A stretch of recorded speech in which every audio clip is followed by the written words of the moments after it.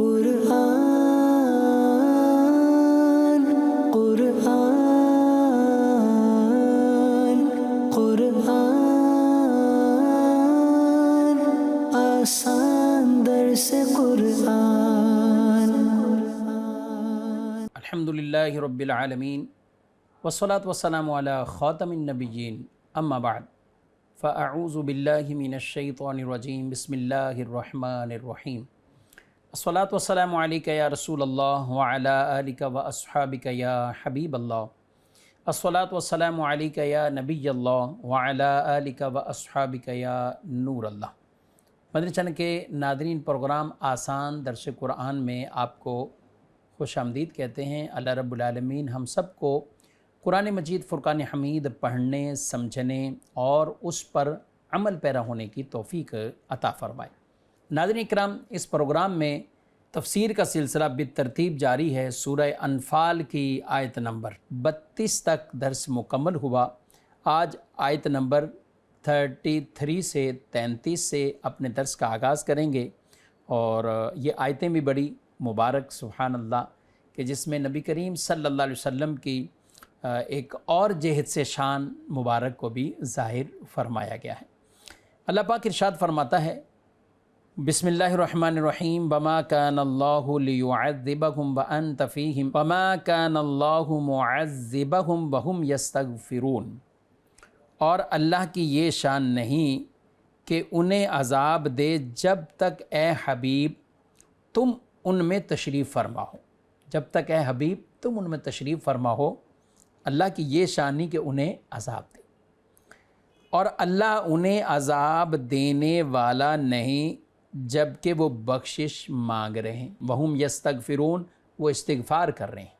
اب یہاں پر اس آیت مبارکہ کو کچھ پس منظر بھی ہے، اور وہ پس منظر یہ ہے کہ کفار نبی کریم علیہ السلام سے یہ کہنے لگے کہ جو کچھ آپ کہہ رہے ہیں اگر یہ حق ہے تو پھر ہم پر آسمان سے وہ عذاب آ جائے، پتھر برس جائیں، ہم پر یہ سب ہو جائے۔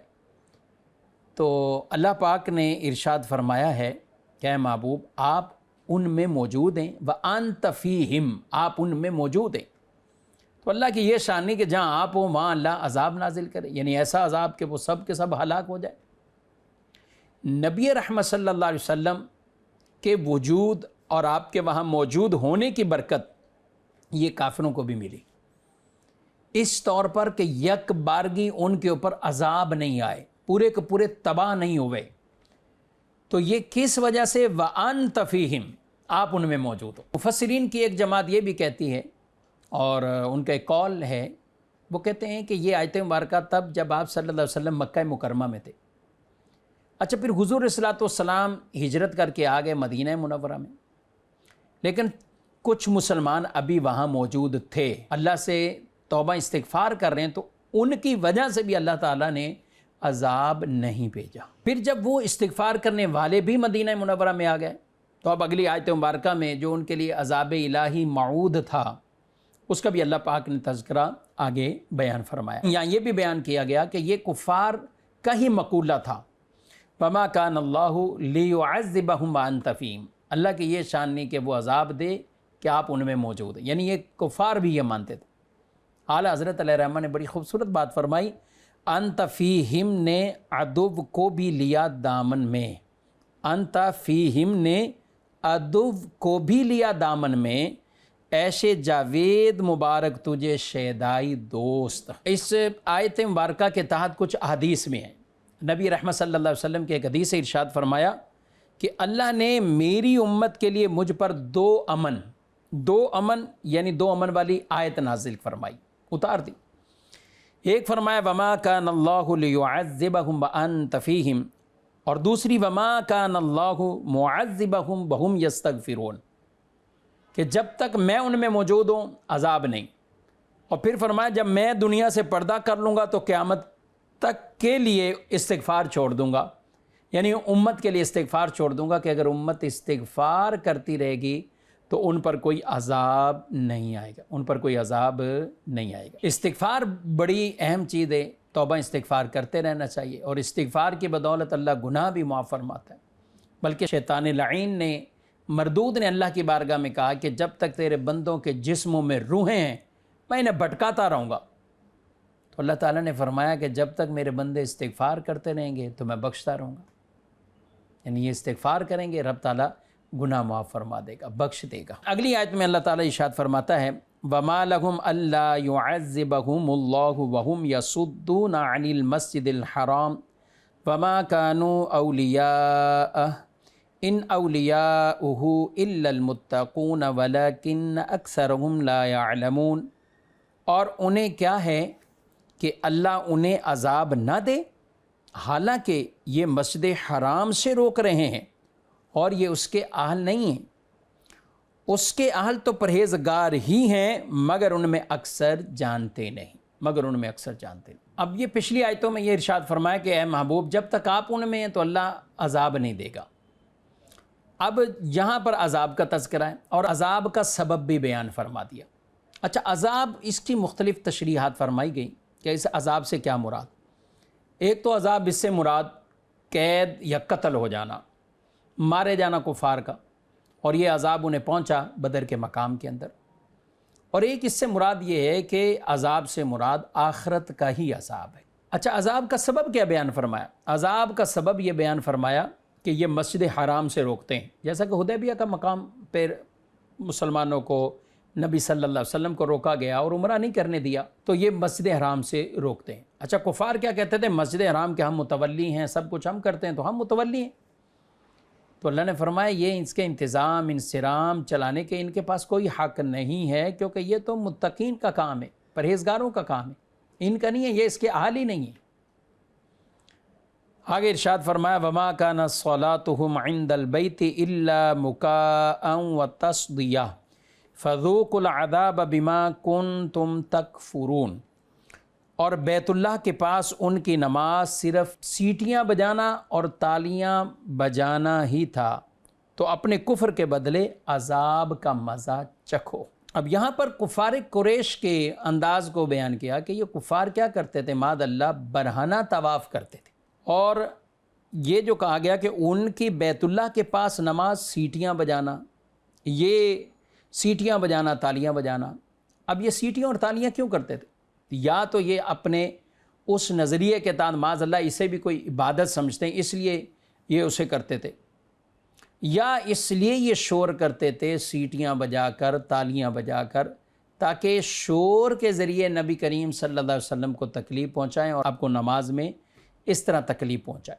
تو کفار کے یہ عمل بد کو یہاں ذکر کیا کہ ان کی نماز بیت الحرام کے پاس وہ تو کچھ نہیں مگر یہ کہ سیٹیاں بجانا اور تالیاں بجانا۔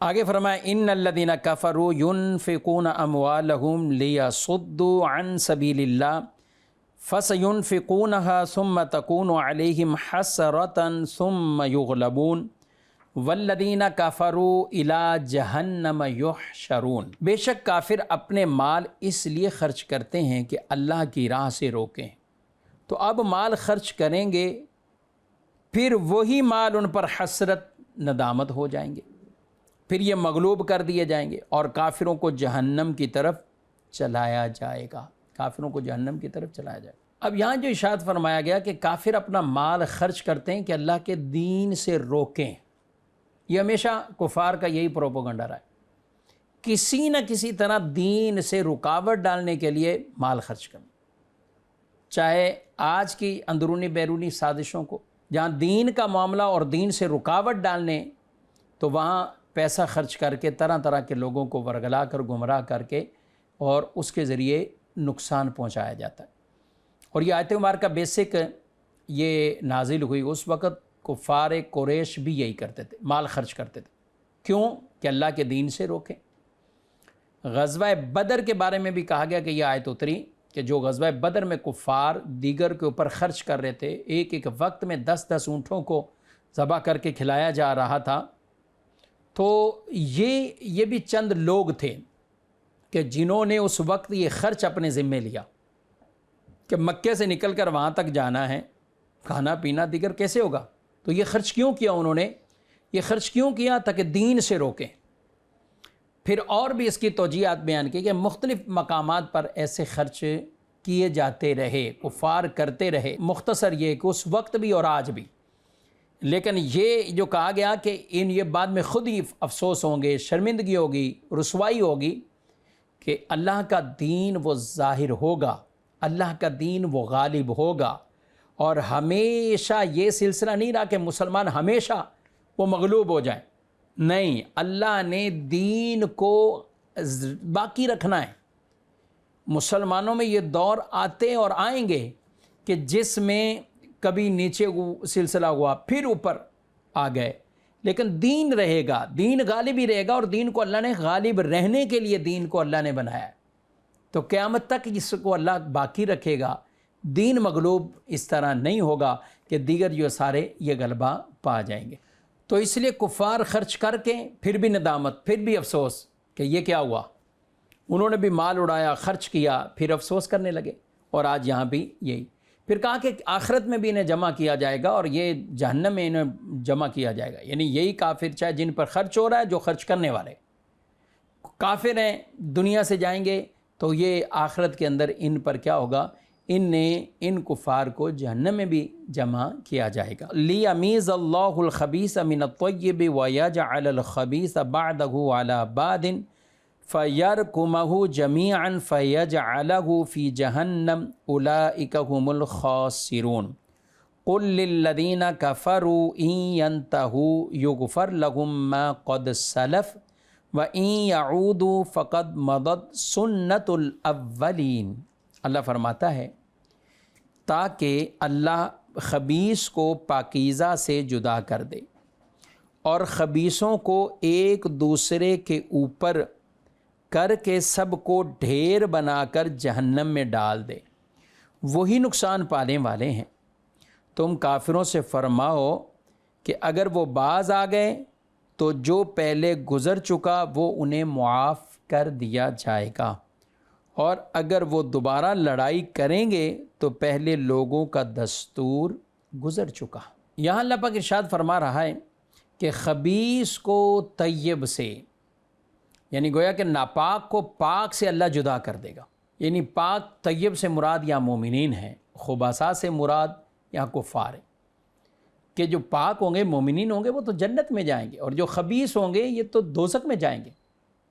لیمیز اللہ الخبیث من الطیب، اللہ ان کو جدا کر دے گا، یہ فرق کر دے گا رب تعالیٰ، اور آگے یہ ارشاد فرمایا کہ یہ جہنم میں جائیں گے اور یہی نقصان اٹھانے والے۔ پھر یہاں فرمایا کہ قُلْ لِلَّذِينَ كَفَرُوا إِن يَنْتَهُوا يُغْفَرْ لَهُم مَّا قَدْ سَلَفَ، کیا آپ کافروں سے کہیں اگر وہ باز آ جائیں۔ یہ آیت مبارکہ کہا گیا کہ حضرت ابو سفیان رضی اللہ تعالیٰ عنہ آپ بعد میں مسلمان ہو گئے، صحابی بن گئے، لیکن اس وقت ان کے بارے میں آئی اور انہیں کہا گیا کہ اب یہ اس سے باز آ جائیں، اب مسلمانوں کے مد مقابل یا اس طرح کے معاملے میں نہ آئیں، رک جائیں، اور جو کچھ پہلے ہوا وہ اللہ معاف فرما دے گا، وہ بخشے جائیں گے، گناہ معاف ہو جائیں گے، کیونکہ اسلام سے ما قبل جو گناہ ہوئے، جب اسلام لے تو اللہ کفر کا گناہ بھی معاف کر دے گا، دیگر گناہ بھی معاف فرما دے گا۔ نبی رحمت صلی اللہ علیہ وسلم کے پاس جب ایسے کفار آتے، اور بلکہ بعض روایات میں موجود ہے کہ آپ سے بیعت کرنے آئے اور آپ کے پاس آئے کہ ہم مسلمان ہوتے ہیں لیکن ہماری مغفرت ہو جائے، تو آپ صلی اللہ علیہ وسلم یہی فرماتے کہ تم جانتے نہیں کہ اسلام سابقہ گناہوں کو ختم کر دیتا، وہ مٹا دیتا ہے۔ تو یہاں یہ کہا گیا کہ اگر وہ رک جائیں، باز آ جائیں تو پھر ان کے لیے بہتر، اور نہ رکیں، اگر وہ نہ رکیں تو پھر ان کے لیے کیا ہے، پھر ان کے لیے سزا ہے۔ پھر ان کے لیے کہا کہ پہلے طریقے پھر دیکھ ہی لیے، بدر میں جو کچھ ہوا وہ بھی دیکھ لیا، اور اس کے بعد بھی کئی ایسے واقعات ہوئے۔ اور یہ بات یاد رکھیں، ان اللہ لا یغفر ان یشرک بہ، کہ اللہ شرک معاف نہیں فرمائے گا، ویغفر ما دون ذلک لمن یشاء، شرک کے علاوہ جو کچھ ہوگا اللہ معاف فرما دے گا۔ یعنی توبہ اللہ نے ایسی نفیس شے بنائی ہے کہ توبہ سے سارے گناہ معاف ہو جاتے ہیں، یہاں تک کہ کوئی کافر اپنے کفر سے توبہ کرتا ہے، کوئی مشرک اپنے شرک سے توبہ کرتا ہے، تو اللہ کفر اور شرک کا گناہ بھی معاف فرما دیتا ہے، اللہ کفر اور شرک کا گناہ بھی معاف فرما دیتا ہے۔ کن کو معاف فرماتا ہے؟ جو لوگ سچے دل سے اسلام لے آئیں، مسلمان ہو جائیں، اچھا جب کفر اور شرک جیسے گناہ اللہ معاف فرما دیتا ہے تو پھر دیگر گناہ وہ بھی اللہ معاف فرماتا ہے۔ توبہ کرے اگر کوئی سچی توبہ کرے۔ اور یہ یاد رکھیں گناہوں کی جب ہم اقسام بیان کرتے ہیں، کفر شرک ایسا ہے کہ جو بغیر توبہ کے معاف نہیں ہوگا، یہ رہے گا، یہ بغیر توبہ کے معاف نہیں ہوگا، توبہ کرے گا پھر معاف ہوگا۔ اس کے علاوہ کبیرہ گناہ بھی ہیں، لیکن اللہ جس کے لیے چاہے معاف فرما دے، لیکن انسان اگر اس سے توبہ کرتا ہے سچی توبہ، رب تعالیٰ وہ بھی معاف فرما دیتا ہے۔ ہاں کچھ گناہ ایسے ہیں کہ جن کا تعلق حقوق العباد سے رہ جاتا ہے، لوگوں سے متعلق ہے، تو وہ اللہ معاف نہیں فرماتا جب تک جس سے متعلق حق ہے اس سے انسان معاف نہ کروا لے یا اس سے ادائیگی نہیں کر لے، اس وقت تک اللہ اسے معاف نہیں فرماتا۔ تو یہ حقوق العباد، یا ان گناہوں کی بھی ایک طرح کی نزاکتوں کو بیان کیا گیا ہے کہ حق نہ لوگوں کے تلف کرو، اپنے ذمے نہ لو، ورنہ پھر اس کی کوئی معافی کی صورت نہیں ہوگی۔ تو بہرحال اگر خلاصہ کریں تو شرک اور کفر توبہ ہو تو اللہ معاف فرما دیتا ہے، اللہ اس سے معاف فرما دیتا ہے۔ لیکن جو کفر شرک کے ساتھ دنیا سے چلا گیا، اب سوال ہی نہیں پیدا ہوتا کہ اب ان کی کوئی مغفرت ہو جائے گی۔ اور یہ آیت مبارکہ ان اللہ لا یغفر ان یشرک بہ ویغفر ما دون ذلک لمن یشاء۔ آگے اللہ پاک فرماتا ہے وَقَاتِلُوهُمْ حَتَّى لَا تَكُونَ فِتْنَةٌ وَيَكُونَ الدِّينُ كُلُّهُ لِلَّهِ فَإِنِ انْتَهَوْا فَإِنَّ اللَّهَ بِمَا يَعْمَلُونَ بَصِيرٌ وَإِن تَوَلَّوْا فَاعْلَمُوا أَنَّ اللَّهَ مَوْلَاكُمْ نِعْمَ الْمَوْلَى وَنِعْمَ النَّصِيرُ۔ اور ان سے لڑو یہاں تک کہ کوئی فساد باقی نہ رہے، اور ان سے لڑو یہاں تک کہ کوئی فساد باقی نہ رہے، اور سارا دین اللہ ہی کا ہو جائے، سارا دین اللہ ہی کا ہو جائے۔ پھر اگر وہ باز آ جائیں تو اللہ ان کے کام دیکھ رہا ہے، اللہ ان کے کام دیکھ رہا ہے۔ اور اگر یہ روگردانی کریں تو جان لو اللہ تمہارا مددگار ہے، کیا ہی اچھا مولا اور کیا ہی اچھا مددگار۔ یہاں مسلمانوں کو جہاد کا حکم دیا گیا کہ یہ کفار سے جہاد کریں، لڑیں، یہاں تک کہ اللہ دین کو غالب کر دے، ان کا شرک غالب نہ ہو جائے، کفر غالب نہ ہو جائے، دین غالب ہو جائے، دین غالب ہو جائے۔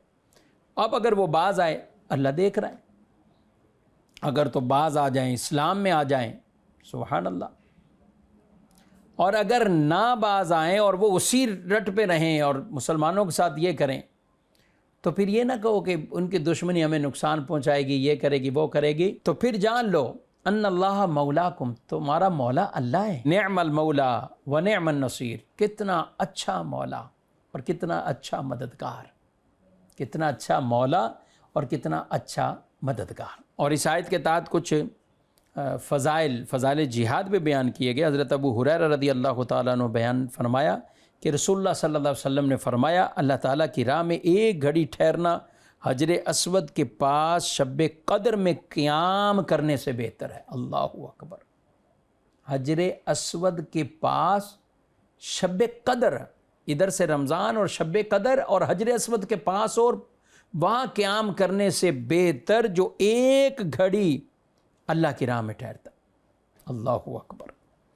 ایک اور روایت میں فرمایا جو شخص میرے راستے میں جہاد کرتا ہے میں اس کا ضامن ہوں، اگر میں اس کی روح قبض کرتا ہوں تو اسے جنت کا وارث بناتا ہوں، اور اگر واپس گھر لوٹاتا ہوں تو ثواب اور مال غنیمت کے ساتھ لوٹاتا ہوں، یعنی واپس آتا ہے تو ثواب بھی مل گیا اور مال غنیمت بھی مل گئے، مال غنیمت بھی ملی۔ یہاں آیت مبارکہ میں مجاہدین کے بارے میں جو فرمایا گیا اور حدیث میں جو اس کے فضائل کو بیان کیے گئے کہ واپسی لوٹتا ہے تو اسے مال غنیمت بھی ملتا ہے۔ اچھا مال غنیمت یہ کیا ہے، اس کے احکامات، تو یہاں چونکہ 9 پارے مکمل ہوئے تو 10ویں پارے کی پہلی آیت مبارکہ میں مال غنیمت کے احکامات موجود ہیں۔ اللہ پاک فرماتا ہے وَاعْلَمُوا أَنَّمَا غَنِمْتُم مِّن شَيْءٍ فَأَنَّ لِلَّهِ خُمُسَهُ وَلِلرَّسُولِ وَلِذِي الْقُرْبَى وَالْيَتَامَى وَالْمَسَاكِينِ وَابْنِ السَّبِيلِ إِن كُنتُمْ آمَنْتُمْ بِاللَّهِ وَمَا أَنزَلْنَا عَلَىٰ عَبْدِنَا يَوْمَ الْفُرْقَانِ عَلَىٰ عَبْدِنَا يَوْمَ الْفُرْقَانِ يَوْمَ الْتَقَى الْجَمْعَانِ وَاللَّهُ عَلَىٰ كُلِّ شَيْءٍ قَدِيرٌ۔ اور جان لو کہ تم جو مال غنیمت حاصل کرو تو اس کا 5واں حصہ خاص اللہ کے لیے اور رسول کے لیے اور رسول کے رشتہ داروں کے لیے، اور یتیموں اور مسکینوں اور مسافروں کے لیے۔ اگر تم اللہ پر اور اس پر ایمان رکھتے ہو جو ہم نے اپنے خاص بندے پر فیصلہ کے دن اتارا، جس دن دونوں فوجیں آمنے سامنے ہوئی تھیں، اور اللہ ہر شے پر قادر ہے، اللہ ہر شے پر قادر ہے۔ یاد رکھیں کہ یہ غنیمت، مال غنیمت، یہ پہلی امتوں میں کسی کے لیے حلال نہیں تھی۔ یہ اس امت مصطفیٰ صلی اللہ علیہ وسلم کی خصوصیت کہ اللہ نے اس امت کے لیے غنیمت کو حلال قرار دیا۔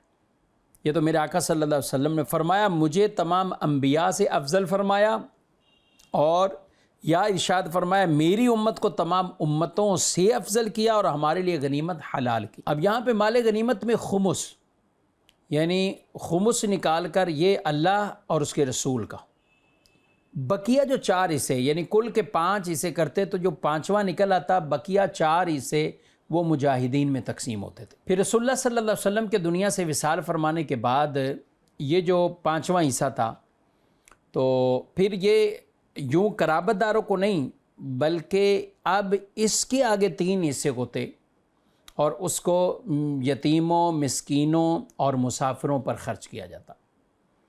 اب اگر وہ قرابت دار بھی اسی میں آ جائیں تو ان کو بھی دیا جاتا، بلکہ زیادہ بہتر، کیونکہ سادات اور بنو ہاشم وہ کہ جن کے لیے زکوٰۃ لینا وہ حرام تھا اور ان کے زکوٰۃ نہیں ہے، اب وہ اگر اس کیفیت میں، فقراء والی کیفیت میں آتے تو ان پر یہ خرچ کرنا زیادہ بہتر، اور ان پر خرچ کیا جاتا، کیونکہ دیگر فقراء کو تو زکوٰۃ بھی دی جا سکتی، انہیں زکوٰۃ نہیں، تو وہ خمس یہاں پر یتیموں، مسکینوں اور مسافروں پر یہ مال خرچ کیا جاتا۔ تو بنو ہاشم اور بنو عبد المطلب یہ زیادہ حقدار اس کے کہ اگر یہ ان میں سے فقراء ہیں یا یتیم مسکین، تو پھر یہ زیادہ اس کے حقدار ہوتے دیگر کی بنسبت، کیونکہ دیگر کو زکوٰۃ میں سے دیا جا سکتا تھا، ان کے لیے زکوٰۃ لینا جائز نہیں، تو ان اولادوں پر اور ان پر یہ مال کا وہ خمس حصہ بھی خرچ ہوتا اگر وہ اس کیٹیگری میں آتے، یتیم،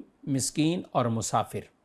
اور اگر وہ غنی ہیں تو پھر ان کے لیے خمس بھی ان پر خرچ نہیں کیا جاتا۔ یہاں اللہ پاک نے یوم التقل جمعان، 2 فوجوں کے جمع ہونے کا جو فرمایا، تو یہ بدر کا ذکر فرمایا۔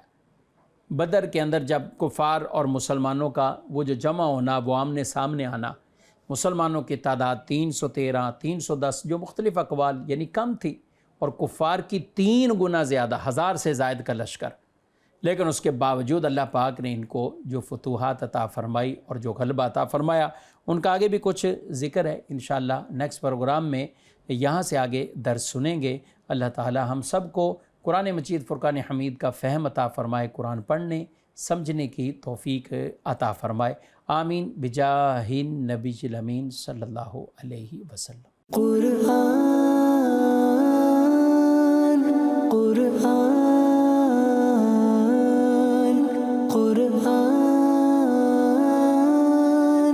آسان در سے قرآن